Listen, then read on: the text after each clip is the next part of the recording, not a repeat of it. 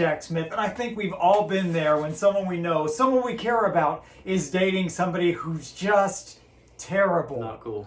Jack, how do you help someone who comes to you in that situation? Oh man, it's the hardest thing, because what I've found is the more you try to help somebody in that situation, the more they rebel and say, I'll show you. So I think that the hardest thing is to handle it in a way that the person knows that you want to be there for them, that you're invested in their relationship and in their life, and you really are looking out for their best interest. But you got to be careful about how you approach that, because you will drive somebody just to, I'll show you, and then you kind of defeat the point. You can be right the wrong way. Yes. And I know lots of people who close the door on friendships or on relationships with loved ones because, well, they were right. They were dating the wrong person.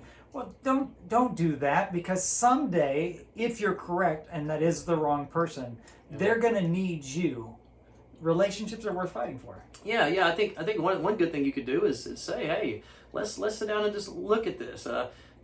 Maybe he's a good guy or a good girl, whoever it is that you're talking to, and say, hey, let's talk about what do you like about this person, and start up a conversation, create a dialogue, and make it seem like it's an innocent thing. And then next thing you know, you might be able to talk them into seeing something that they didn't see before.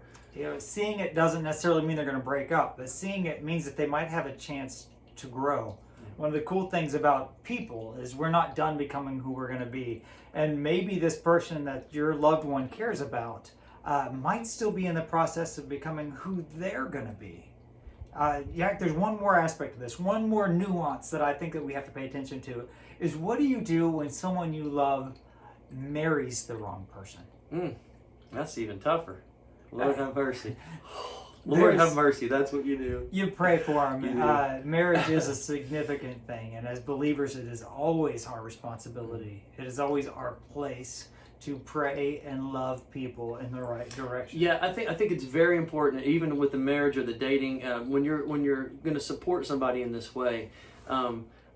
Again, it's got to be a sense where you say, "I'm here for you," and let them know that if things go bad, that you're going to be the person they can come to, and not hear, "I told you so." And I think a lot of people stay in relationships or stay in bad things because they don't want to have to go meet the person and face the person that told them this wasn't going to work, and they're afraid of the backlash that they might get or the aftermath of that decision. So I would really be careful with the way you're talking to somebody about that, and make sure that they know, hey, no judgment, man. If this doesn't work out, I'm here for you all.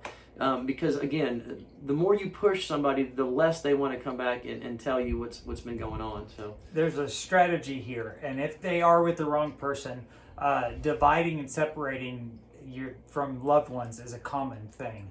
If you are the one right there, the barrier to the relationship, you are now public enemy number one. You are now the target of what would be divided or separated. But if you're the friend who is steady and loyal and waits and prays and loves, you might actually get a chance to keep your audience and see things change. If you're in a situation where loved ones in your life are going through stuff and you want to be the best help for them that you can be, maybe you need a little help, a few pointers. Well, this is Jack Smith. He's fantastic, and I would love the opportunity to work with you too.